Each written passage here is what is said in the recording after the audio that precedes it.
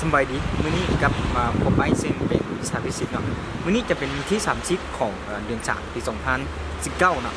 เดี๋ยวนี้กำลังอยู่ในประเทศรัสเซียเวลาจะกลมกับประเทศลาวเนาะและก็อีกอย่างหนึ่งคือมื้อนี้ไอ้สิมาพาน้องๆไปเรียนเกี่ยวกับบบเรียนบบเสียงเก่งระดับสากซึ่งไอ้ก็สอนเคสโตๆมาแล้วแต่ยังไม่ได้จบเทื่อเนื่องจากว่าเวลาน้อยลงเนาะเดี๋ยวนี้ก็มีโอกาสหนึ่งที่อยากพาน้องๆไปเรียนเกี่ยวกับวิชาฟิสิกส์ของบบเสียงเก่งระดับสากของประเทศเราปี2019แต่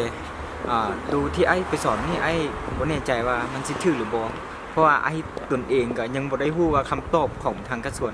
พระเจ้าสิมีเป็นแนวใดเนาะเป็นจังไดนั้นให้เฮาลองไปติดตามในการคันมีบ่อนใดที่ผิดพลาดไอ้ก็ต้องฝากให้ผู้ติดตามวิดีโอให้แก้ไขด้วยตนเองเนาะแต่ไอ้สิพยายามเท่าที่พยายามได้เนาะตัวนี้ก็เป็นสิ่งที่เป้าหมายเลยอันนี้เป็นต้นต่อให้เนาะเดี๋ยวนี้ก็กำลังอยู่ในหน้าหอพักนะค่อนข้างว่าสภาพสีงานสมควรก็เลยได้เก็บการประวัติอยู่บนนี้ให้เนาะเป็นแนวใดนั่นเราลงไปติดตามลงเบิ่งว่าของบทนี้สีหน้าสันดัดเนาะ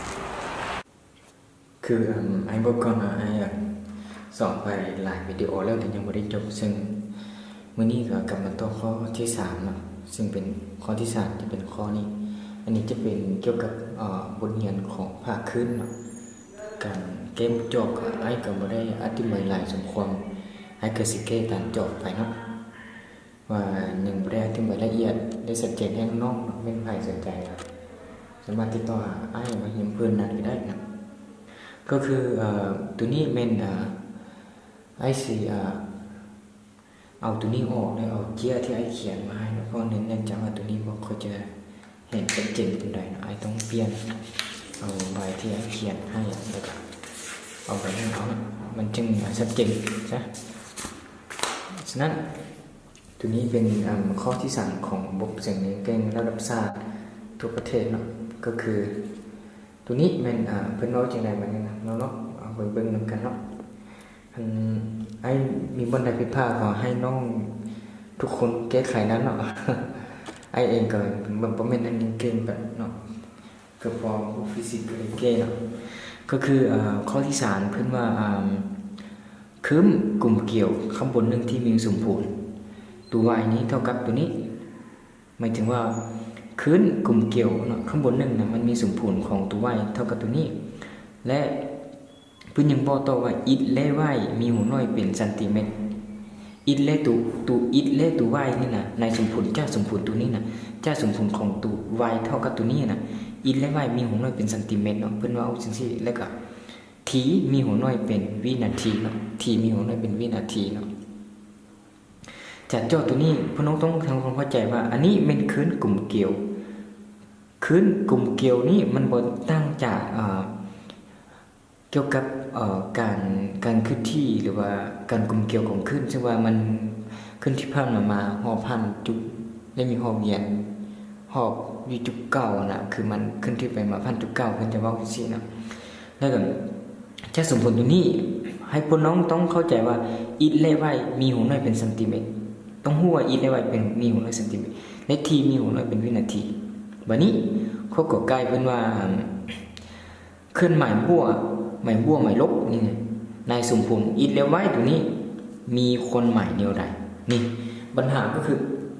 ตัวนี้เพิ่นให้ต่อทำทฤษฎีเนาะก็ใกล้นี่นะก็คือเพิ่นว่าตัวหมายบวกหมายลบคุณน้องเห็นต่อจากจงสมผลตัวนี้นั่นนะมีความหมายจังใดเกี่ยวกับคลื่นนั่นน่ะมีความหมายจังใดเกี่ยวกับคลื่นเนาะแล้วก็คือขอไข่เพิ่นว่าจังใดคิดไล่แม่นตัวระยะเปลี่ยนความไวของคลื่นความถี่และความไวของฝานี่หมายถึงว่าคนระยะเปลี่ยนแล้วก็ความยาวของคลื่นความถี่และความไวของฝาตัวนี้นะน้องต้องเข้าใจเป็นความไวมุมนะคือมันหมุนจังซี่นะมันหมุนจังซี่เลยแล้วเพิ่นอันนี้มันก็เป็นฝาแล้วเพิ่นใช้ศัพท์ที่ลบแบบศัพท์ที่แบบสัดส่วนหรือว่าเพิ่นตั้งใจเฮ็ดให้นักเรียนซื่อๆเนาะต้องคิดว่าอันนี้เป็นคนไวมุนนะคนไวมุนตัวนี้นะแล้วขอใครข้อเพิ่นว่าจงคิดหลายคนไวสูงสุดของอนุภาคในขึ้นนี่ขึ้นที่ผ่านหมายถึงว่าเพิ่นต้องการจะหาคนไวเนาะเพิ่นต้องการจะหาความไวเนาะ ใหญ่สุดของขึ้นตัวนี้นะจะมีค่าเท่ากับเท่าไหร่ตามที่ไอ้เว้าตรงๆเลยนะข้อนี้บ่ได้ยากนะข้อนี้บ่ได้ยากเนาะเพียงแต่เราต้องไปวันที่ฮู้มาก่อนเนาะในเฉพาะสำหรับไอ้คิดว่าบกเสียงตัวนี้แล้วมันบ่ได้ยากนะ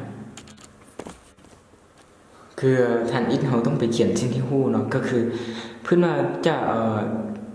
จบจากข้อนี้นะเราต้องไปอ่านว่าเรามีหยังที่เราฮู้เนาะแสดงว่าไอ้ต้องไปวันที่นุกไอ้เขียนมาแก้แล้วฮู้ว่าเนาะฮู้ว่าเพิ่นให้สมผลขึ้นมาแม่นตัวเพิ่นให้สมผลของขึ้นแม่นมาแม่น2สิ้นนี่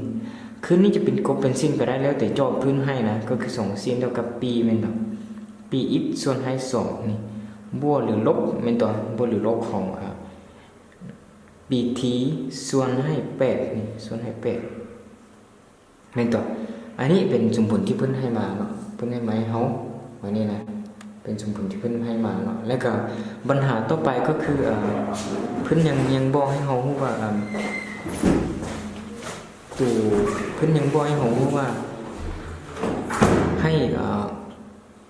ข้อกอไก่นี่นะให้เฮาไปบอกถึงความหมายของหมายเครื่องหมายบวกและเครื่องหมายลบจะสมผลขึ้นตัวนี้เนาะจะสมผลขึ้นตัวนี้เนาะแล้วก็คือกอไก่เนาะเพิ่นย้ายเฮาบอกจังได๋กอไก่เฮาต้องไปวันซึ่งก็แม่นตัวก็คือกอไก่นี้เพิ่นว่าไอ้บวกและลบนี้มีความหมายนี่มีความหมายเนาะมีความหมายแนวใดเพิ่นว่านี่มีความหมายแนวใดนี่แม่นตัวอันนี้เป็นข้อกอไก่เนาะขอไข่เด้เพิ่นว่าให้เฮาซ่อหาจังได๋ขอไข่นี้ให้เฮาซ่อหาก็คือระยะเปลี่ยนคือตัว a มีค่าเท่ากับเท่าใดนี่แม่นตัวระยะเปลี่ยนตัวความไวของขึ้นความยาวของขึ้นเหมือนนี่นะคือไอ้ลำดาเนาะจะมีค่าเท่ากับเท่าใดนี่ต่อไปแล้วก็เพิ่นว่าความที่คือตัว f นี่จะมีค่าเท่ากับเท่าใดและคนวัยของฟ้าแม่นคนวัยมูลเนาะคนวัยมูลจะมีค่าเท่ากับเท่าใดมานี่อันนี้เป็นโจทย์เพิ่นให้เฮาแล้วข้อคอนี่เพิ่นว่าจังได๋ข้อคอนี้แม่นเพิ่นให้ว่าให้เฮาจงคิดลายความวัยสูงสุดแม่นตัวของเม็ดอนุภาคของขึ้นนี้แสดงว่าให้เฮาเสาหาคนวัยใหญ่สุดคือคนวัยเม็ดนั่นแหละเสาหาคนวัยใหญ่สุดของขึ้นตัวนี้เนาะอันนี้เป็นจากคำถามที่เราสามารถวานได้สิ่งที่ฮู้เนาะไอ้ว่าคนนี้มันบ่ได้ยากนะไอ้ว่าคนนี้มันบ่ได้ยากนะเพียงแต่ว่ามันเป็นมุกสิ่งนี้เก่งซื่อเนาะแต่ว่าเรื่องยากมันบ่ได้ยากเลยนะฉะนั้นเฮาเก้แล้วเนาะก็คือไอ้เขียนเก้อีกทีนึงเนาะเพราะว่าไอ้ต้องวานสิ่งที่นี้มานี่เฮาตอบข้อกอไก่เลยเนาะนี่เฮาเขียนว่าตอบเลยกอไก่นะกอไก่เด้เฮาเขียนว่าตอบเลยเนาะกอไก่วันนี้เพิ่นให้เฮาบอกคนใหม่ตัวเพิ่นให้เฮาบอกคนใหม่มันมี2คนใหม่เท่านั้นกรณีที่1เนาะกรณีที่1เนาะก็คือหมายบวกนี่หมายบวกตัวนี้มีความหมายว่ามีความหมายเนาะมีคนหมายว่าขบวนการ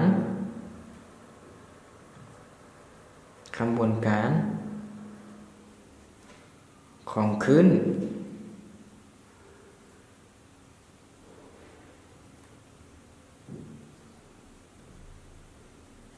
ขบวนการของขึ้นแบบนี้ขบวนการของขึ้นถ้าว่าหมายว่าเราต้องตอบมีคนหมายว่าขบวนการของขึ้นทีในตอนขึ้นที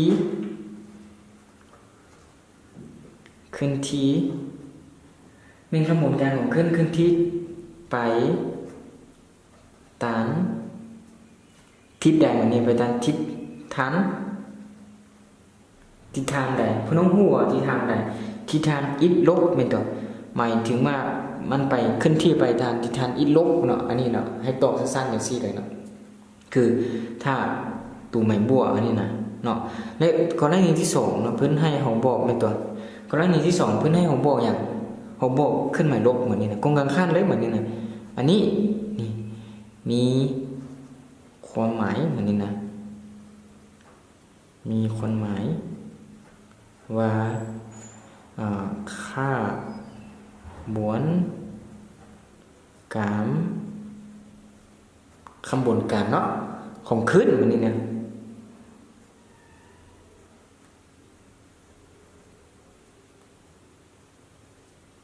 ขบวนการของขึ้นทีนี่ขึ้นทีไป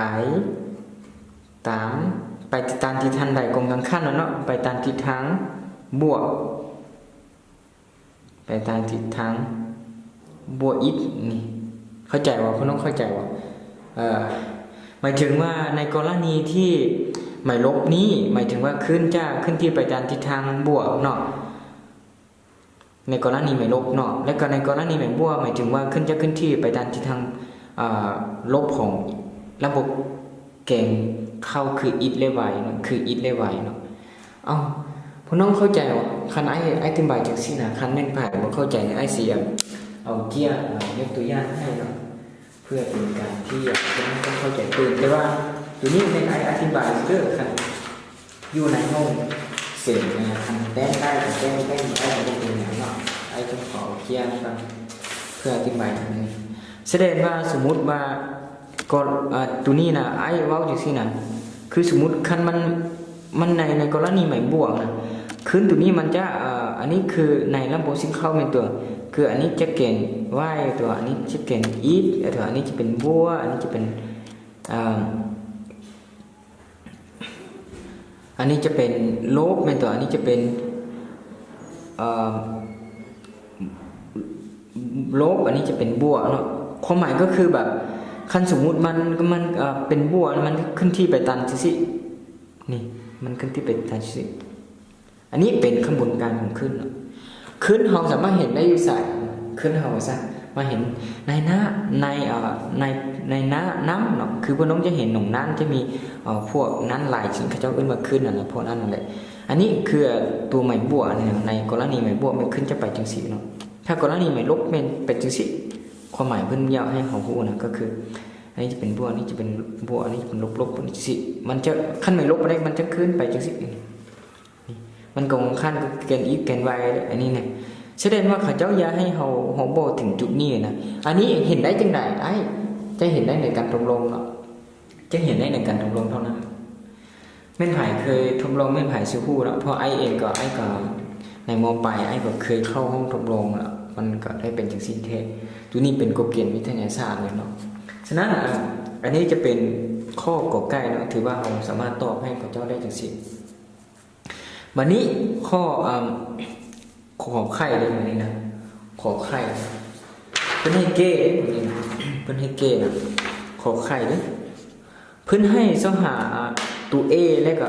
รวมเพิ่นเสาหาตัว A แล้วก็ตัวลัมดาเนี่ยความที่และความหมายมูลนะเพิ่นให้เสาหา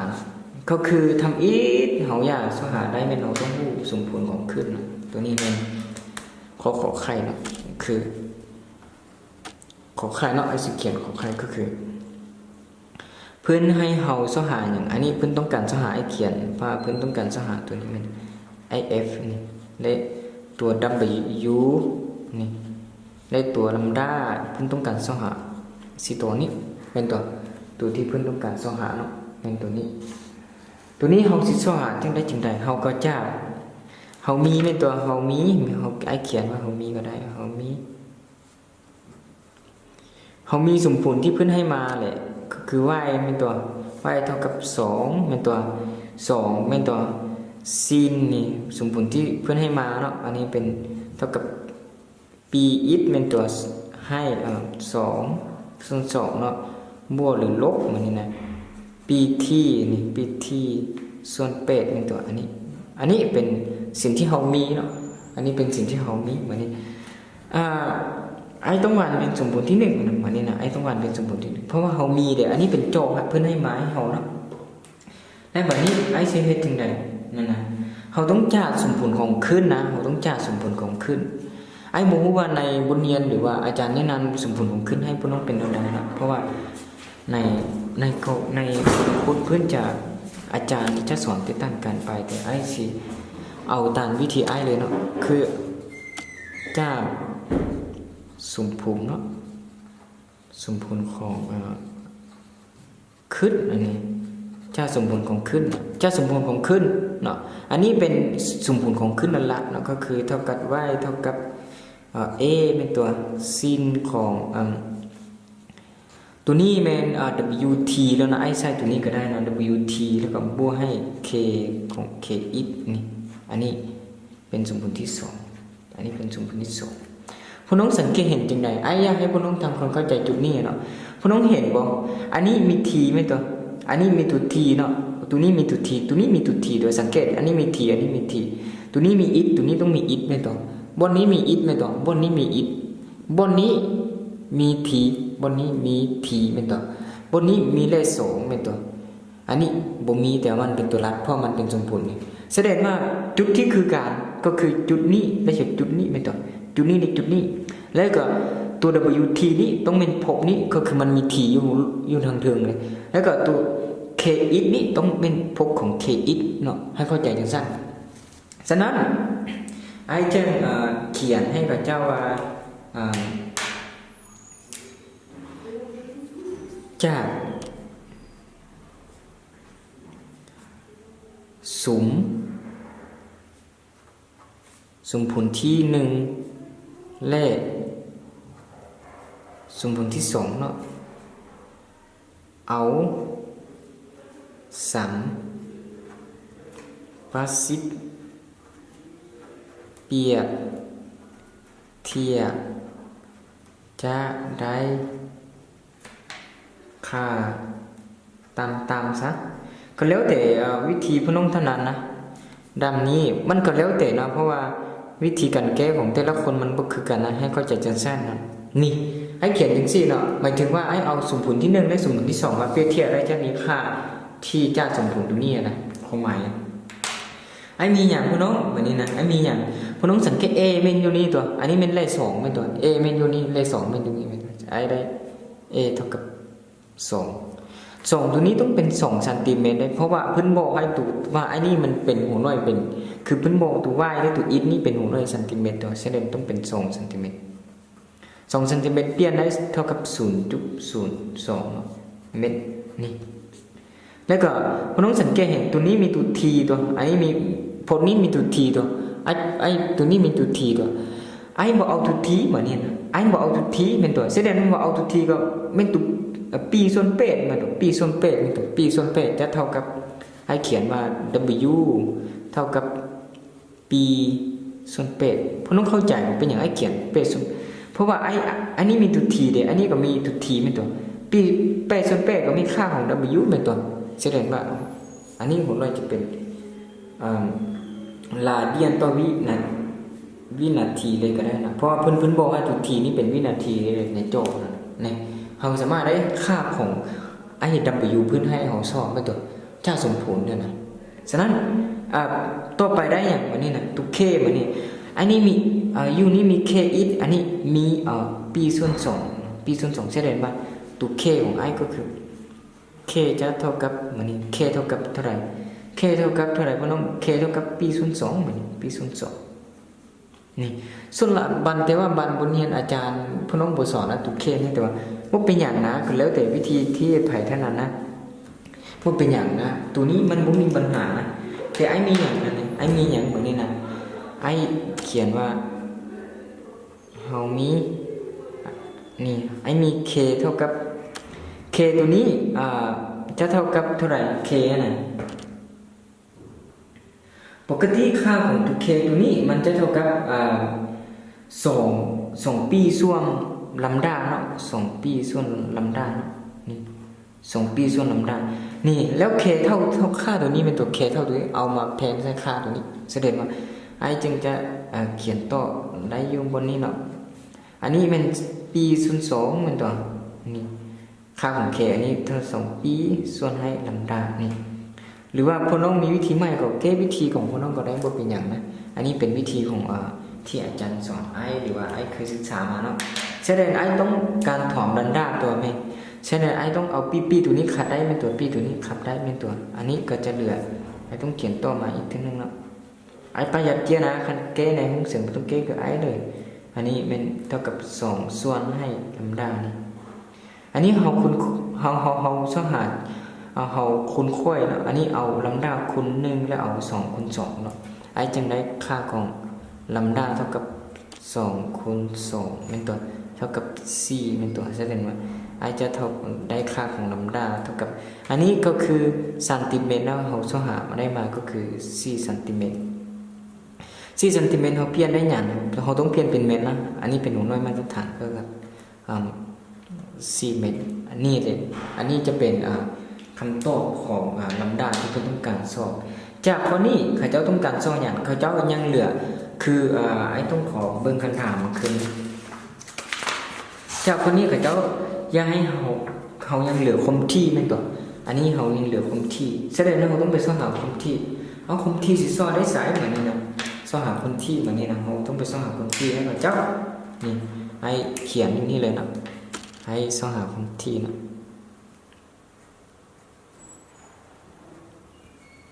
ตัวนี้ตัว F นี่สอบหาตัว S ตัวนี้เป็นคมที่เหมือนนี้นะคมที่นี่คมที่ไอ้ว่าคันเสียอธิบายนี่มันหลายนะแต่แก้มันง่ายซื่อเด้อคันเสียอธิบายเนาะจะสู้มันนี่จะสู้ได้มันนี่จะสู้เท่ากับ W เท่ากับ 2p x เป็นตัวนี้ไอ้ต้องการถอนคมที่เป็นตัวเพราะเราฮู้ตัว W ก็คือ p ส่วน8เป็นตัวเราฮู้เป็นตัวเราไอ้จึงต้องการถอนมาให้ถอนได้เท่ากับนี้เท่ากับจังซี่และไอ้ต้องเอาค่าของตัว W แทนเข้าไปมานี่ไอ้ค่าของตัว W แทนเข้าไปก่อนตัว W เท่ากับ p ส่วน8นี่ p ส่วน8ปึ๊ดนี่ส่วนให้2p มันไอ้นี่เราสามารถขัดย้อนได้เนาะไอ้ยังบ่ได้เอาคูณค่อยตัวไอ้อันนี้คือ4คูณ2เป็นตัว8อันนั้นนี่อันนี้ก็คือนี่แสดงว่า2ตัวนี้2ตัวนี้ขัดได้ก็เหลือเท่ากับไอ้ต้องเอาแบบคนโบเคยเกเลยจัดเถื่อนนะนี่นายคนนายนอกคนนอกสิได้ยังเหมือนนี่นะพี่น้องก็คือ f ตัวนี้จะเท่ากับตัวนี้เป็นตัวนายอันนี้เป็นตัวนายเนาะอันนี้จะเป็นตัวนายเนาะแล้วก็ตัวนี้จะเป็นตัวนอกตัวนี้จะเป็นตัวนายแสดงว่าไอจะได้ไอจะเอานายคนนายนอกคนนอกจะได้เท่ากับ p ส่วนให้4p เนาะ 4p เนาะแสดงว่า p คาดการได้เท่ากับ1ส่วน4เนาะนี่แสดงว่าค่าของ f ตัวนี้จะเท่ากับ1ส่วน4นี่วินาทีเนาะอันนี้จะเป็นคำตอบของค่าของตัว f เนาะไอ้ผมไม่แน่ใจว่าไอ้คำนวณเลขผิดหรือว่าเลขผิดหรือไอ้แก้ผิดแต่พี่น้องต้องติดตามนะบางทีมีวันผิดพลาดก็มีนะอันนี้เป็นคำตอบของตัว f เนาะอันนี้เนาะเป็นคำตอบของตัวลำดับเท่ากับนี่แล้วก็ตัวนี้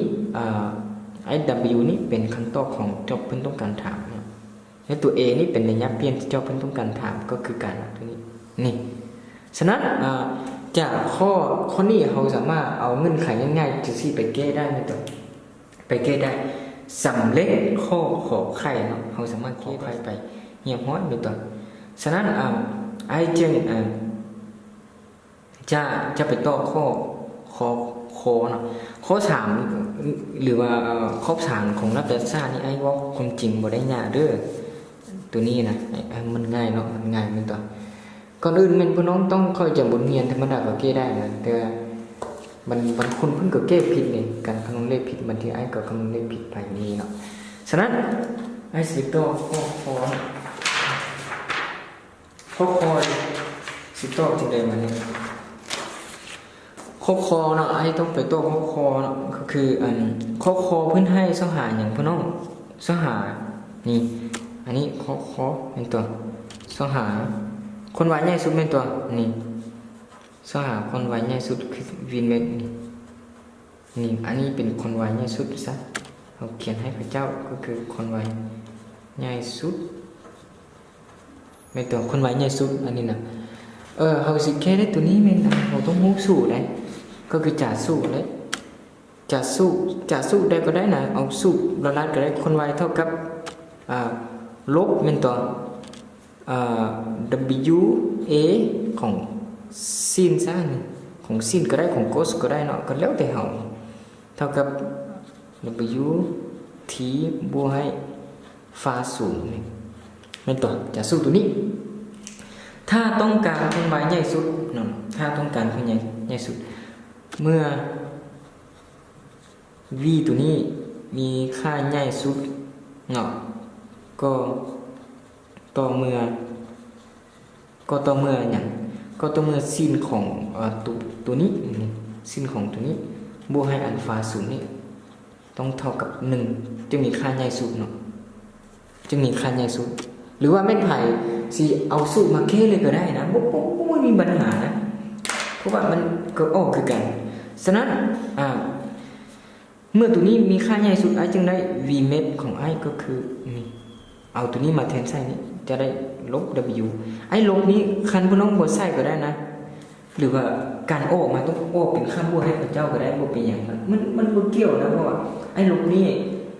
เพิ่นมีเพียงแต่บอกว่ามันเป็นค่าบ่งบอกถึง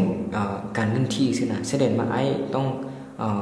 บ่ใส่ก็ได้ในกรณีหรือว่าไอ้ต้องใส่ค่าสมบูรณ์ให้เพื่อมันออกเป็นคำโบก็ได้บ่เป็นหยังเนาะ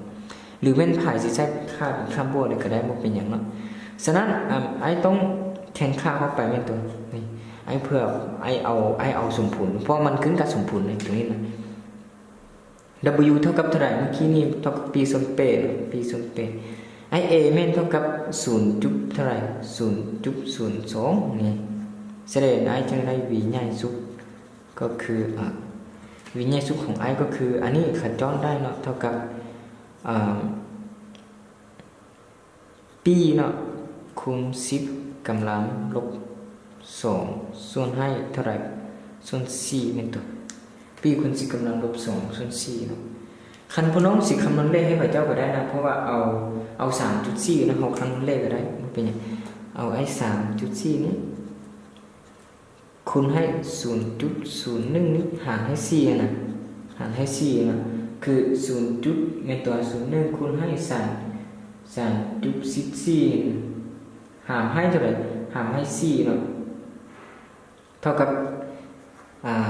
v ใหญ่สุดเท่ากับ 0.0078 นี่แหละมีค่าต่อไปเท่าเมตรต่อวินาทีเท่าเมตรต่อวินาทีแสดงว่าอันนี้จะเป็นขั้นตอนของคนวัยใหญ่สุดที่เพิ่นต้องการสอหาอันนี้จะเป็นขั้นตอนเนาะคือมาฮอดนี้ข้อ3จะได้จบลงสมบูรณ์คือข้อ3นี่ก็ไอ้คิดว่ามันบ่ได้ยากเนาะแต่ว่าไอ้ก็คือไอ้ว่าไปไอ้ก็บ่ได้แน่ใจว่าคำตอบของทางการส่วนเพิ่นสิออกจังได๋แต่ว่าไอ้คิดว่าหน้าวิธีแก้น่าจะไปจังซี่เนาะย้านแต่ไอ้คำนวณเลขผิดฉะนั้นให้พี่น้องติดตามคืนว่าบนไหนผิดเอาให้พี่น้องดัดเปลี่ยนลงเบิ่งเด้อแม่นตัวนี้แม่นให้ไปทำความเข้าใจตื่นเด้อคันว่าเลื่อนบนเฮียนหลายเท่าใดหลายแต่ว่าการเซ็นมันง่ายซะเด้อแต่ว่าเลื่อนบนเฮียนไอ้ซื้อมันหลายเนาะนี่เนาะเพราะว่าสำคัญก็คือข้อกอไก่อีกนี่ให้ต้องทำความเข้าใจนึงเนาะแล้วก็ต้องเฮาต้องเข้าใจเนาะก็คือสิเอาความเข้าใจโอ้ว่ามือเลยเนาะฉะนั้นว่าจบแล้วเนาะสมบูรณ์แล้วข้อนี้เนาะมาต่อข้อ4ของการจัดในเครื่องรัฐศาสตร์เนาะก็คือตัวนี้ข้อที่4นี่เนาะจะเป็นภาคเกี่ยวกับไฟฟ้าสลับเนาะไฟฟ้าสลับจะมีในม .4 และในม .7 เนาะไฟฟ้าสลับฉะนั้นก่อนอื่นมันให้พี่น้องไปอ่านคำถามดีๆแล้วว่าเพิ่นเว้าจังได๋เนาะตัวนี้บ่เห็นแจ้งนะแต่ไอ้ก็เอาคันธรรมะโซได้ต้องเปลี่ยนเจียก่อนไอ้ต้องเปลี่ยนตัวเจียที่ไอ้เขียนนะออนคันสีหันเจนกว่านะก็คือเจียที่ไอ้เขียนในตัวนี้เนาะก็คือข้อนี้แม่นไอ้สิพาพี่น้องไปอ่านคำถามได้เทื่อเดียวนะเพราะว่าไอ้คิดว่าพี่น้องสิเข้าใจแล้วก็อีกอย่างนึงคือทุกคนที่กำลังติดตามไอ้ซื้อมันว่ายันในสุขก่อนหน้าสิมีหัวบกคำถามเนาะในนี้เป็นข้อ4เนาะการเสี่ยงในเครื่องรัฐศาสตร์เนาะก็คือเพิ่นว่าในวงจรไฟฟ้าสลับเป็นตัววงจรไฟฟ้าสลับก็คือ R L C ต่อเรียนกันหมายถึงว่าเพิ่นบอกว่าวงจรไฟสลัดเนาะ RLC เป็นวงจรต่อเรียนกันเป็นตัวฉะนั้นเพิ่นมาซึ่งประกอบมีขึ้นซึ่งประกอบต้องอ่านดีๆจึงเข้าใจเรื่องคำถามนะซึ่งประกอบมีความต้านเท่ากับ10 โอห์มเป็นตัวมีความต้านเท่ากับ10 โอห์มและเพิ่นยังว่าก็สายสะท้อนเป็นตัวก็สายสะท้อนมีไฟก็สายสะท้อนไฟฟ้าตัวเอวเท่ากับ1 ส่วนเป็นตัว1 ส่วนตัวนี้ไอ้ลืมเขียนหน่อยไอ้ต้องเอาหัวหน่อยใส่1 ส่วนของตัว h นะหัวหน่อยนะตัวนี้ตัว h 1 ส่วนอันนี้นะเป็นค่านะและพื้นหนึ่งอันนี้เป็นว่าก็สายสะท้อนมีค่าตัวเอลเท่ากับตัวนี้แล้วก็และเคลื่อนท้อนตัว c นี่นะเคลื่อนท้อนตัว c ที่สามารถเปลี่ยนเป็นค่าได้หมายถึงว่าตัว c นี่สามารถเปลี่ยนเป็นค่าได้เนาะเจ้าวงจรตัวนี้นะผลลบระดับไฟฟ้ามีในวงผลลบระดับไฟฟ้าผลลบระดับไฟฟ้ามีวงจรมีผลของวงจรเนาะเพิ่นว่าผลลดระดับไฟฟ้ามีผลเนาะมีผลเพิ่นบอกนี่มีผลของวงจรเท่ากับตัวนี้แสดงว่า120ตัวนี้เป็นผลลดระดับไฟฟ้ามีผลเนาะต้องเข้าใจว่าไฟฟ้าสลัดมีค่าใหญ่สุดค่าต้านเวลาและค่ามีผลต้องเข้าใจตัวนี้เนาะคือแต่ว่าตัวนี้เพิ่นให้มามีค่ามีผลเนาะแล้วก็คงที่เท่ากับ60 เฮิรตซ์เป็นตัวคงที่นะและผมลบระดับไฟฟ้าอยู่2 ศูนย์ของเครื่องต้านเท่ากับ30 โวลต์นี่ต้องอ่านดีๆว่าอันนี้เป็นผมลบระดับไฟฟ้าเป็นตัว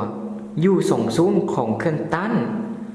หมายถึงตัว R เนี่ยอยู่ในตัว R นะเท่ากับ30 โวลต์ตัว R นะหมายถึงว่าผมลบระดับไฟฟ้าอยู่ในตัว R เท่ากับ30 โวลต์เพิ่นบอกให้เฮา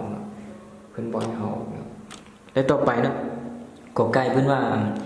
จงคิดลายความเค้นของกระแสไฟฟ้าในวงจรอันนี้จงคิดลายความเค้นกระแสไฟฟ้าในวงจรหมายถึงตัว I ล้วนตัว I ล้วนกระแสไฟฟ้าล้วนของวงจรขอใครเพิ่นว่าค่าของตัว C มีค่าเท่ากับเท่าใดหมายถึงว่าเพิ่นให้ไปสอบหาค่าของตัว C เนาะค่าของตัว C เขาคอนี่เพิ่นว่าเขียนจุ่มพุ่มความเค้นกระแสไฟฟ้าทันทีผ่านวงจรหมายข้อคอนี่หมายถึงว่าเพิ่นให้เขาเขียนจุ่มพุ่มกระแสไฟฟ้าล้วนของวงจรหรือว่าตัว I น้อยของวงจรก็คือเขียนจุ่มพุ่มกระแสไฟฟ้าทันทีผ่านวงจรหมายถึงเขาเขียนจุ่มพุ่มกระแสไฟฟ้าล้วนของวงจรเนาะแล้วก็ข้องอนี่คือดุมปันไดอะไรนี่นะดุมปันไดค่าความเค้นกระแสไฟฟ้าค่าความเค้นกระแสไฟฟ้าทันทีจึงมีค่าใหญ่สุดอันนี้เพื่อนว่าให้เฮาเข้าหาเวลาเนาะคือเข้าหาตัวทีอะไรในจึงเพื่อเฮ็ดให้นะเข้าหาเวลานะว่าเวลาตัวนี้จะมีค่าเท่ากับเท่าไหร่เพื่อเฮ็ดให้กระแสไฟฟ้าในวงจรมีค่าใหญ่สุดนะตัวนี้เป็นเฮาต้องเข้าใจว่ากระแสไฟฟ้าเพื่อเฮ็ดให้กระแสไฟฟ้าในวงจรมีค่าใหญ่สุดมันต้องเป็นอะไรเนาะเขาต้องเข้าใจถึงปัญหาตัวนี้ก่อนว่าทำอิฐเราต้องเข้าใจว่าอันนี้เป็นเราต้องไปสหาเวลาได้ก็คือเราต้องรู้ว่ากรณีที่เห็นให้กระแสไฟฟ้าในวงจรใหญ่สุดจะมีค่าเท่ากับเท่าไหร่เราต้องรู้ในกรณีนี้และอย่างนึงก็คือโจทย์ตัวนี้เราต้องไปวันซิดูให้ได้ก่อนเนาะว่าเราสิเก้ได้หรือบ่ตัวนี้อย่างน้อยสุดก็คืออยากให้น้องทุกคนไปทำความเข้าใจตื่นเกี่ยวกับโจทย์ตัวนี้มันค่อนข้างจะสับสนก็คืออยากเน้นใส่ต้องเข้าใจว่าตัวนี้เป็นของตัว R เราต้องเข้าใจว่าอันนี้เป็นผงระดับไฟฟ้าในเครื่องตั้งของตัว R และตัว U เพื่อให้มานี่ต้องเป็น U มีผลต้องเข้าใจ U มีผลเนาะ U มีผลและ U มีผลเราต้องเข้าใจว่าและตัวนี้เป็นตัวเอวของก็สายสะท้อนนี่อันนี้เป็นคนที่และเพิ่นต้องการสหากระแสไฟฟ้าในวงจรได้สหาค่าของตัว C และสหเกณฑ์สมบูรณ์ของวงจรแล้วก็ให้เฮาสหาเวลาอันนี้เป็นเงื่อนไขที่เพิ่นให้เฮาแสดงว่าเฮาต้องไปวันสิ้นรูปก่อนเราต้องไปวันสิ้นรูปก่อนนี่จากตัวนี้ไอ้ต้องไปวันสิ้นรูปเนาะจากตัวนี้ก่อนไอ้ต้องไปวันสิ้นรูปก่อนสิ้นรูปของไอ้นี่สิวันได้จังได๋มื้อนี้นะสิ้นรูปของไอ้สิวันได้จังได๋ก็คือไอ้ต้องเขียนว่าฮู้ว่าเลยนะฮู้ว่ามัน พวกน้องต้องเข้าใจว่าโจบเพิ่นเว้าถึงแม่นตัวในวงจรที่นี้ต่อเรียนกันแม่นตัวเนาะแล้วก็เพิ่นว่าไอ้คอมตันเท่ากับ10อุ้มแม่นตัวเท่ากับ10อุ้มนี่เราต้องเขียนมาก่อนนี่ให้ต้องไปเจียเนาะแล้วมาต้องมาตัวเอวของก็ใส่สะท้อนคือตัวเอวเท่ากับ1ส่วนเหมือน1ส่วนปีแม่นตัวของฮึบมันนี่1ส่วนปีต่อมาน่ะเพิ่นไอ้นี่มีค่าเปลี่ยนแปลงเนาะแล้วก็ตัว u นี่เพิ่นให้เป็นผลลบระดับฟ้าของมีผลเป็นตัว i จึงและตัว u เท่ากับ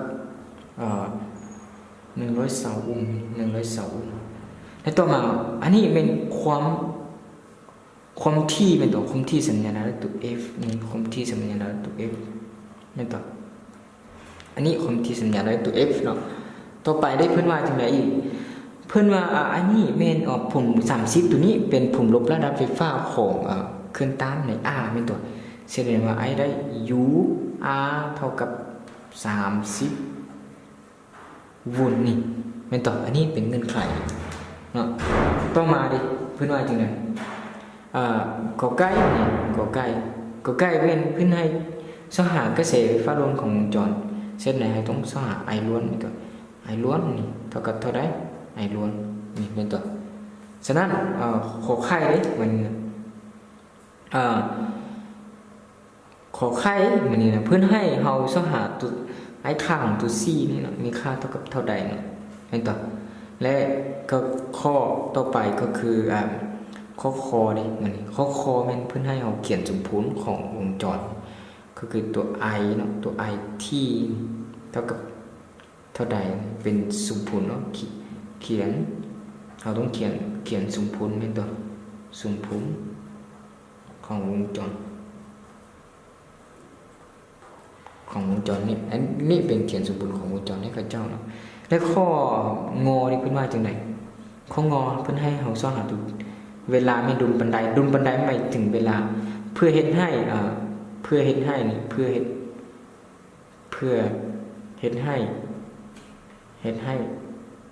ตัว i น้อยนี่มีค่าใหญ่สุดหมายถึงว่าเพื่อให้ตัว i น้อยนี่มีค่าใหญ่สุด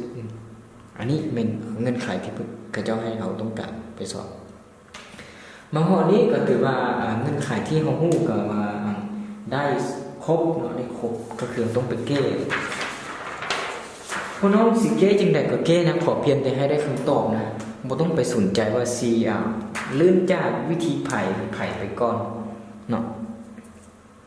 ก็คือประมาณนั้นแหละให้บ่เน้นใส่ปานใดเนาะฉะนั้นตัวนี้บ่จำเป็นต้องแต่วงจรก็ได้นะบ่ต้องจำเป็นนะก็คือต้องฮู้เนาะพวกน้องต้องเข้าใจไอ้แม่นตัวฉะนั้นมาโตจังซี่ไอ้ต้องไอ้ฮู้ในใจของไอ้ก่อนเลยเนาะตัวนี้นะไอ้ต้องเป็นทำอิฐไอ้เขียนเลยก็แล้วแต่ผู้สเกเดอร์นี่ไหนซอหามันไอ้ซอหาคนไหวมูลก่อนเลยซะนี่อันนี้เป็นคนไหวมูลแม่นตัวอันนี้คนไหวมูลจะสู้ได้เหมือนนี้คนไหวมูลจะสู้ได้แม่นตัวจะสู้เท่ากับ p เท่ากับ2 ps แทนค่าเข้าไป2 p แม่นตัว if เท่ากับ60แม่นตัวนี่60แสดงคุณการเท่ากับ120แม่นตัว120 p ไอ้หา3 p ไว้หลายเดือนต่อวินาทีนี่อันนี้ไอ้สามารถสหาได้ตัว w คือไอ้ว่าเนี่ยผู้น้องสิไปสอนอย่างไอ้บ่ได้สนใจเนาะไอ้บ่ได้สนใจเลยไอ้บ่ได้สนใจเนาะไอ้บ่ได้สนใจเนาะว่าผู้น้องสิไปสอบตัวใดก่อนนั่นน่ะไอ้บ่ได้สนใจว่าต้องไปตามวิธีไอ้หรือว่าวิธีไผ่บัดนี้ ผู้น้องต้องเข้าใจว่าอันนี้เป็นวงจรต่อเรียนนี่ไอ้เขียนจากไอ้ต้องไปข้อกอไก่เลยซะกอไก่เพื่อให้สร้างกระแสไฟฟ้าล้วนของวงจรไม่ต้องไอ้ต้องเขียนว่ากอไก่นี่สร้างหาตัวไอล้วนเนาะนี่ไอล้วนให้เขียนว่ากระแสซะกระแสไฟฟ้าล้วนของวงจรนี่ ของวงจรในตัวกระแสฟ้าลมของวงจรเนาะเพิ่นต้องรู้จังได๋ในการต่อเรียนอันนี้เพิ่นบอกว่าในการต่อเรียนรู้ว่าการต่อเรียนในตัวถ้าการต่อเรียนคันเพิ่นต้องรู้ว่าสมมุติไอ้สมมุติเต้นหูมาอันนี้สมมุติไอ้นี่เป็นคอนตั้งซะอันนี้เป็นคอนตั้งอันนี้ต้องเป็นตัว C เนาะอันนี้เป็น R อันนี้เป็นตัว C อันนั้นน่ะอันนี้ต้องเป็นกอสายซะก็อันนี้เป็นกอสายเด้ออันนี้เป็นกอสายนี่แล้วมันจะต่อเข้ามาต่อใส่ผลลบระดับไฟฟ้าเป็นซีซะสมมุติอันนี้เป็นผลลบระดับไฟฟ้าที่สิกระแสไฟฟ้าต้องออกมาอันนี้เป็นลบอันนี้เป็นบวกนี่ไอล้วนมันต้องออกมาจากสิน่ะมันต้องผ่านมาแล้วต้องกลับมาจากสิน่ะไม่ต้องผ่านมาจากสิไม่ต้องพวกน้องเห็นจังไดอันนี้เป็นตัวเอวไม่ต้องตัวเอวอยู่นี่พวกน้องเห็นจังไดเจ้าวงจรตัวนี้น่ะพวกน้องเห็นเอาสามารถรู้ว่าจังไดการตัวเรียนไม่ตัวนี่การต้นเรียนแม่นหมายถึงตัว I R จะเท่ากับตัว IC ไม่ตัวในการต้นเรียน I เท่ากันไม่ตัวเท่ากับ I L นี่และสามารถเท่ากับตัว I ตัว I ล้วนอันนี้เป็นเงื่อนไขที่เราไม่ตัวนี่ฉะนั้นวันนี้เรามีเงื่อนไขก็คือเพิ่นให้ I U มาเพราะเพิ่นบอกให้เราเดี๋ยวว่าเพิ่นให้ตัว U ของตัวนี้มาไม่ตัวเพื่อให้ตัว u ของ ur มาอันนี้สมมุติอันนี้เป็น ur ซะตัว ur นี่เพื่อให้หมายเขาได้ไม่ตัวอันนี้เป็น ur เพื่อให้หมายเขานี่ฉะนั้นจึงไปสอหากระแสฟ้าล้วนจากเงื่อนไขของตัวนี้แสดงว่าไปสอหากระแสฟ้าล้วนจะสู้อันนี้พวกน้องเข้าใจที่ตรงนี้นะต้องทำความเข้าใจด้วยตรงนี้นะก็คือจะสู้มันนี้จะสู้ก็เกณฑ์อุ่นเท่ากับที่ไหนu r เท่ากับต้องเท่ากับ r เป็นตัวคูณให้ตัว i ตัว i r ตัวแต่ซึ่งว่าพวกนี้มันเท่ากันเป็นตัวซึ่งว่าพวกนี้มันเท่ากันเช่นเดียวกันเราหาได้ i r คือคำตอบของ i ล้วนเป็นตัว i ต้องถอน i r i ต้องประหยัดเจียนิดนึงเนาะ i ถอน i r นี่สามารถเท่ากับ i ล้วนก็ได้นะ i เขียนเพื่อให้อาจารย์เห็นเลยนะนี่เท่ากับตัว u r นี้ส่วนให้ r เป็นตัวนี้แสดงว่ามองนี้ไอ้ของมูอยู่ r เป็นค่าเท่ากับเท่าไหร่ไอ้ก็แทนค่าไปให้ไม่ต่อฉะนั้นไอ้จึงได้ i ล้วนเท่ากับ ur นี่เพิ่นให้มาเป็นเท่ากับ30นี่แล้วก็ไอ้ r ความต้านตัวนี้มันเพิ่นให้มาเป็น10หารการออก3อันเปแสดงว่าตัว i ล้วนของวงจรก็คือเท่ากับ3อันเปอันนี้เป็นคำตอบเลยอันนี้จะเป็นคำตอบของข้อกอไก่เลยเนาะอันนี้จะเป็นคำตอบของกอไก่วันนี้ปัญหาก็คือขอไข่มาดูตัวขอไข่มันเพิ่นต้องการให้เราไปสหาตัว C เป็นตัวไอ้ต้องเอาคำถามขอไข่เพิ่นให้เราไปสหาตัว C เป็นตัวเฮาสิเฮ็ดจังได๋จึงสหาตัว C เนาะเฮาสิจังได๋คือไอ้ว่าเนี่ยบ่ต้องไปสนใจว่า C เฮ็ดจังได๋ก็ได้ขอเพียงแต่ให้ได้คำตอบให้กับเจ้าก็พอไม่ต้องไปสนใจไอ้ต้องไปโซ่จังซี่จังซ่านไม่ต้องไปสนใจตรงนี้ให้บ่ยากเช่นว่าไอ้ต้องไปข้อขอไข่เลยนะ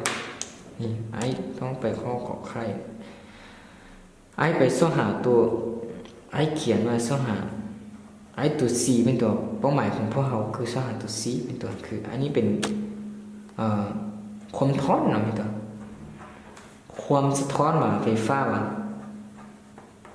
ความสะท้อนไฟฟ้าไม่ตัวอันนี้เป็นความสะท้อนไฟฟ้าเนาะอันนี้เป็นความสะท้อนไฟฟ้าไอ้เป้าหมายก็คือไปสหาตัวนี้แต่ว่าคือไอ้บอกเลยต้องไปสนใจว่าเฮาเสียจังได๋ก็คือบ่ต้องไปเขียนอีหยังก็แล้วแต่พวกน้องนะคือเฮามีไอ้เขียนมาเฮามีไอ้มีตัวเซตหรือว่าความต้านของตัวเอวนี่จะมีเท่ากับ W เป็นตัวคูณ L เป็นตัวจัดสูงแสดงว่าไอ้ต้อง W ของไอ้สหาได้120เป็นตัวนี่120ปีตัว L นี่เพิ่นให้มาแม่นเท่ากับเท่าไหร่1ส่วนเท่าไหร่ตัว L แม่น1ส่วนปีเป็นตัว1ส่วนปี ให้ทุกปีนี้ขับไปกันได้เท่ากับ120นี่แม่นต่อแสดงว่าไอได้ตัวเอวตัวความต้านของเอวนี่เท่ากับ120แม่นต่อ120โอห์มอันนี้เป็นขั้นตอนของตัวเอวหรือว่าความต้านของตัวเอวเนาะความต้านของตัวเอวเท่ากับ120เนาะแสดงว่าไอยังมีอีกจังได๋เฮามีมานี่นะไอยังมีอีกเด้มานี่เฮายังมีอีกก็คือไอu ล้วนนี่จะเท่ากับไอล้วนนี่เซตนี่อันนี้เป็นความต้านล้วนแม่นต่อเสร็จแล้วไอต้องถอนไอเซตนี่เซตล้วนซะเท่ากับ u ล้วนส่วนไอแม่นต่อไอล้วนนี่เฮาฮู้แม่นต่อ u ล้วนเพิ่นให้มาให้เฮาดิเพิ่นให้มาแม่นต่อเสร็จแล้วไอต้องได้ไอเซตล้วนนี้เท่ากับ u ล้วนบัดนี้นะ u ล้วนเพิ่นให้มาเท่ากับเท่าไหร่พี่น้องแม่น120เนาะ120นี่120ส่วนให้ i เมื่อกี้เฮาหาได้3แม่นต่อหารกันอ้อ40แม่นต่อ40 3 42นี่แสดงว่าเซตล้วนของ i ก็คือเท่ากับ40โอห์มอันนี้นะนี่เป็นสิ่งที่เฮาสามารถสอนได้เนาะจากข้อมูลต่างๆอันนี้เป็นสิ่งที่เราสามารถสอนได้จากข้อมูลต่างๆไอ้สิเอากล้องส่องมาให้เห็นใกล้ๆนิดนึงตื่นแม่นตัวนี้เป็นข้อมูลที่เราสามารถสอหาได้เนาะอันนี้นะนี่ไอ้หวานว่าพี่น้องสิเข้าใจเนาะนี่สำคัญก็คือพี่น้องต้องเข้าใจว่ามันเป็นการต้อนเรียนนะการต้อนเรียนเราต้องมีอย่างนี้เราต้องมีอย่างนี้การต้อนเรียนเราต้องมีพวก i เท่ากันตัวนี้ i เท่ากันแล้วไอ้ไปสอบ i w ต้องu นี้เขามีสูตรในตัวนี่ฉะนั้นจากวงจรตัวนี้เขาฮู้ i เท่ากันในตัวเสด็จได้i มาฮอดนี้ก็ถือว่าเขาสหาค่าได้ตัวนี้บัดนี้ i จึงไปสอบต่อเนาะก็คือ i ต้องขอเปลี่ยนเกียร์กันเกียร์มันมาฮอดนี้ตัว i ต้องเอาเกียร์ตัวใหม่มานี่ i ต้องแบบจะสู้มานี่ซะจะสู้เลยซะ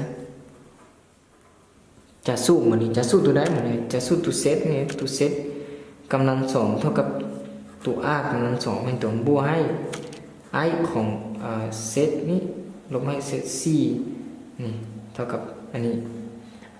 เป็นตัวเราต้องการ i เป้าหมายคือ i ต้องการไปสอหาตัวเซต c เป็นตัว i อยากไปสอหาตัวเซต c อันนี้เขามีค่าเป็นตัว i เซตล้วนเขาสอหาได้เท่าไหร่เมื่อกี้นี่นะ i เซตล้วน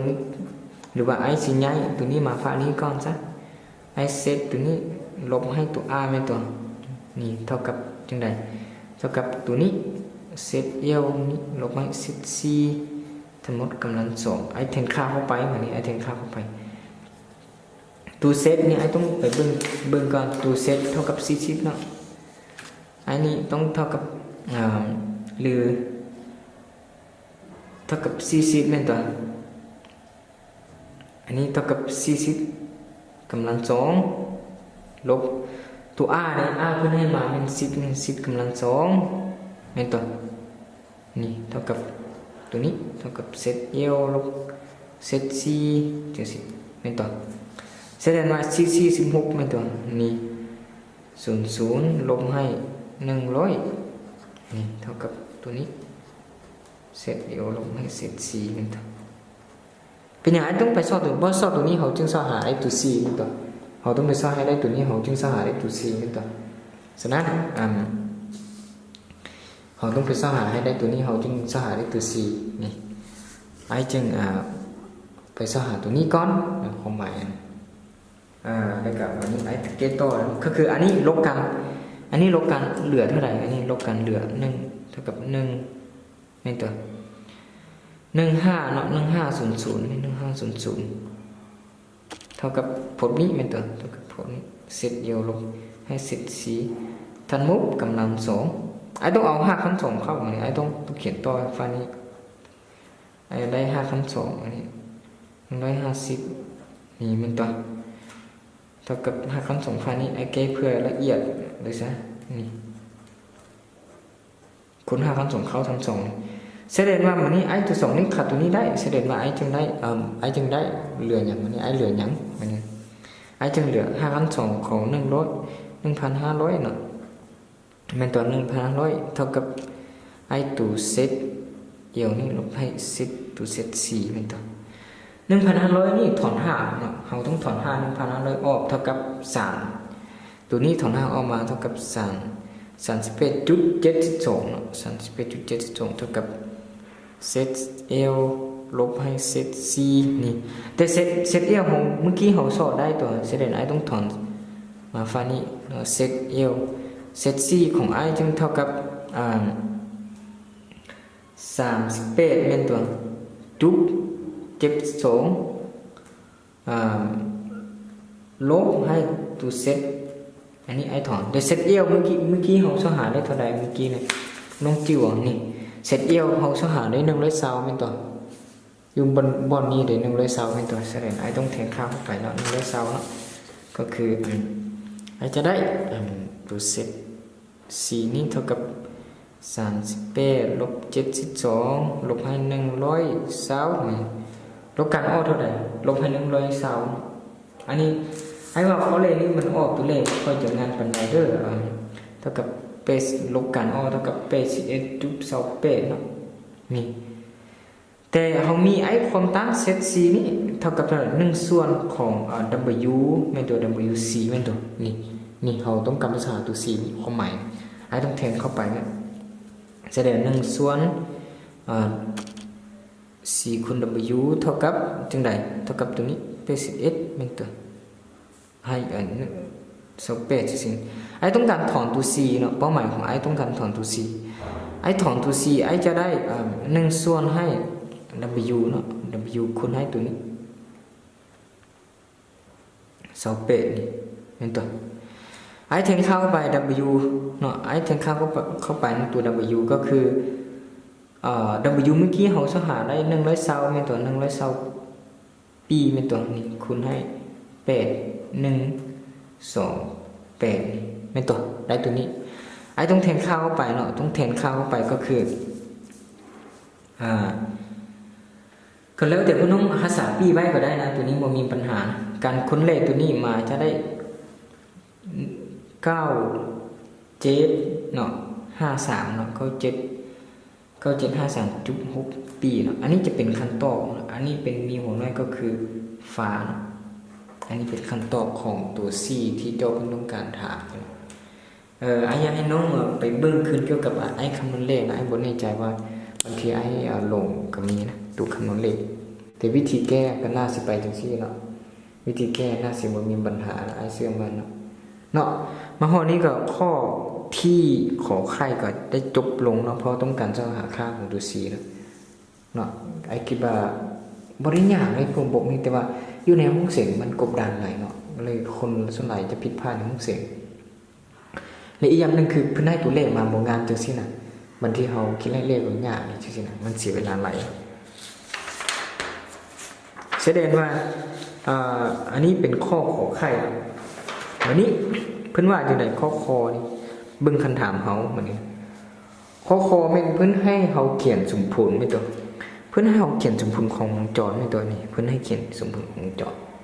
แสดงว่าไอ้สิพาพี่น้องไปเก้นะเกี่ยวกับการเขียนสมผลของวงจรเนาะเจอกันวันนี้ไปต่อข้อคอเนาะแม่นตัวไอ้เขียนว่าข้อคอเนาะก็คือข้อคอนี้สหาซะสหาตัว i น้อยนี่แหละตัว i น้อยตันตัว t เนี่ยมีค่าเท่ากับตัวใดหรือเราเขียนสมพูนซะนี่นะเขียนสมพูนของวงจรไม่ต่อเขียนสมพูนของวงจรแต่ทำอิฐเฮาฮู้เลยมาเฮาเขียนว่าฮู้ว่าจังได๋บัดนี้น่ะตัว i น้อยนี่มีทิศเป็นตัวมีทิศตาม UR หรือว่า R ก็ได้เป็นอย่างดำนี่ไม่ต่อดำน้ำ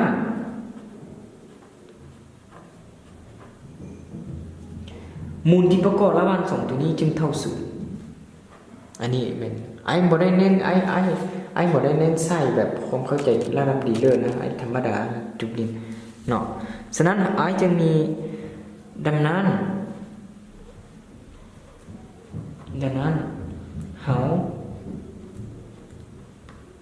จึงมีสุ่มผุมมันนี่นะเมนนี่สุ่มผุมนั้นลักของมันก็คือ i น้อยเนาะ t เท่ากับตัว i นี้ต้องเป็น i เมตรนี่ i ใหญ่สุดของซินหรือโกสก็ได้นะตัวนี้นะก็แล้วแต่เฮานะ w t บวกให้ฟรีเนาะฟรีซึ่งว่าฟรีตัวนี้เท่าศูนย์นี่ก็แสดงว่า i เหลือตัว i น้อยเท่ากับ i ใหญ่สุดมันนี่ i ใหญ่สุดของซิน w t นี่แต่ i ฮู้ w มันต่อ i ก็ฮู้ w เหลือตัว i นี่มันนี่ i ต้องแทนค่าฉะนั้น i ต้องปั่นเป็นสมผลที่1ก่อนซะนี่ i ต้องไปสร้างตัว i เหมือนนึงตัว i สหาได้จังได๋เหมือนตัว i ใหญ่สุดนั่นน่ะก็คือเฮามีซะเฮามีตัว i เฮามีตัว i ใหญ่สุดซะ i ใหญ่สุดเท่ากับ5 คำ2ของคูณให้ตัว i ล้วนตัว i ล้วนเท่า3เป็นตัวนี่3เท่ากับ5 คำ2ของ2อันเปนี่แล้วเฮาก็มีตัว w เท่ากับเท่าใด w เท่ากับ120 120ปีนี่ลาเดียนต่อวินาทีนี่ฉะนั้นเราเอาค่าตัวนี้ไปแทนใส่สมผล1เนาะเอาค่าตัวนี้ไปแทนใส่สมผลเอาค่าของw และไอเมตรซะแทนใส่สมผลที่1นี่ฉะนั้น i จึงจะได้สมผลที่1แม่นตัวนี้แม่นตัว i ตัวนี้ it ตัวนี้จะเท่ากับ i ตัวนี้เราสหาได้ก็คือ5 คัน3 2 3เท่า5 คัน2ของ2คือsin แม่น w ก็คือ120เนาะ120 pt อันนี้ออกมาเป็นอันเป๊ะอันนี้จะเป็นคำตอบของที่เพิ่นต้องการให้เราสหาอันนี้เป็นคำตอบเลยเนาะนี่มาข้อนี้ก็ถือว่าข้อได้จบลงเนาะข้อไอ้หวังว่าพี่น้องสิเข้าใจมาข้อนี้เนาะสิเข้าใจนี่ไอ้สิเอากล้องไปส่งใกล้ๆทีนึงเป็นตัวไอ้บ่ได้เต้นหัวอธิบายนะแต่ว่าบ่จำเป็นเนาะหันเล่นผายฮู้แล้วโอเคจังซี่ก็น่าสิบ่มีปัญหานี่ฉะนั้นวันนี้เหลือข้อนึงข้อสุดท้ายเหลือข้อใดมันข้อสุดท้ายนี้เพิ่นว่าจังได๋ลองเบิ่งคำถามเลยตัวเพิ่นอยากให้เสาหาเวลานะเสาหาเวลามีตัวเพื่อเฮ็ดให้ตัว i นี่มีค่าใหญ่สุดตัวคือเพิ่นอยากให้เฮาเสาหาเวลาเพื่อเฮ็ดให้ตัว i ของ i น้อยมีค่าใหญ่สุดนี่เพิ่นอยากให้เฮาเสาหาเวลาแบบนี้นะเฮาสิหาได้จังได๋เวลาตัวนี้นะเฮาสิหาได้จังได๋เพราะน้องฮู้ว่าต้องฮู้เงินไขไอ้ต้องไปแก้ไอ้ต้องไปแก้ข้อคอเนาะก็คือวันนี้ข้อคอเนาะไอ้ต้องเปลี่ยนบิดก่อนข้อคอแม่นตัวเฮาไปข้อคอเนาะก็คือนี่เฮาต้องไปหาแม่นตัวสร้างเวลาอันนี้เวลาเนาะเวลาเพื่อเฮ็ดให้ตัว i น้อยมีค่าใหญ่สุดนี่ในต่ออันนี้มันต้องกระจ้าสมผลและจ้าสมผลตัวนี้มาเลยจ้าสมผลตัวนี้มาก่อน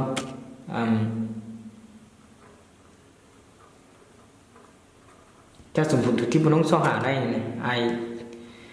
ที่ตัวนี้จะเท่ากับนี่ได้กับ เป็นสิเมนตัว120ปี120ปีทีอันนี้เมนตัวจ่าสมบูรณ์พน้องอยากให้ตัว I นี่มีค่าใหญ่สุดเนาะพน้องพื้นอยากให้ตัวพื้นอยากให้เขาสหาเวลาตัวนี้มีค่าใหญ่สุดเนาะเมนตัวคันอยากให้เนาะเขาเขียนว่าถ้าต้องการI นี่ค่าใหญ่สุดเนาะต้องการ I นี่มีค่าใหญ่สุดก็ต่อเมื่อ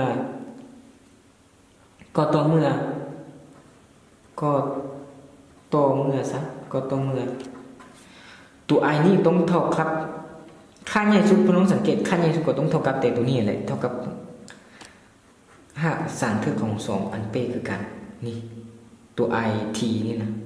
เป็นตัวเซเลน I ต้องเอาตัวนี้มาแทนใส่ตัวนี้เซเลน I จึงจะได้ดังนั้นเราได้นี่ดังนั้น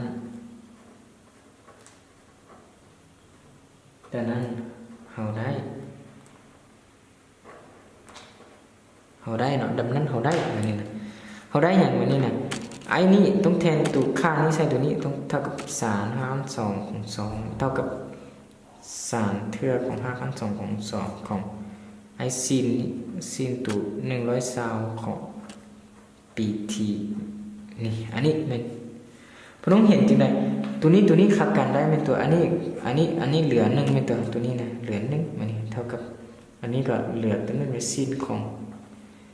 120เป็นตัว120ของปีทีเป็นตัวพน้องฮู้บ่นี่พน้องฮู้บ่เช็คจังได๋ต่อมานี่พน้องเขียนให้กับเจ้าไว้แบบนี้นะซึ่งซินของปีส่วน2เป็นตัวปีส่วน2หรือเท่ากับ1เป็นตัวซินของปีส่วน2เท่ากับ1มันแสดงว่าเราจึงจะได้แบบนี้เราจึงจะได้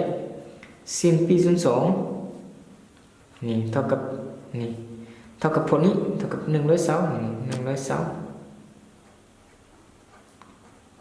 ปีทีจังสิเป็นตัวเอาตัวซินนี้คักกันเมิดไปเอาตัวปีคักกับปีตัวนี้ได้เป็นตัวแสดงว่าไอ้จะได้เท่าไหร่แบบนี้นะไอ้ต้องได้อย่างนี้ไอ้ต้องขอ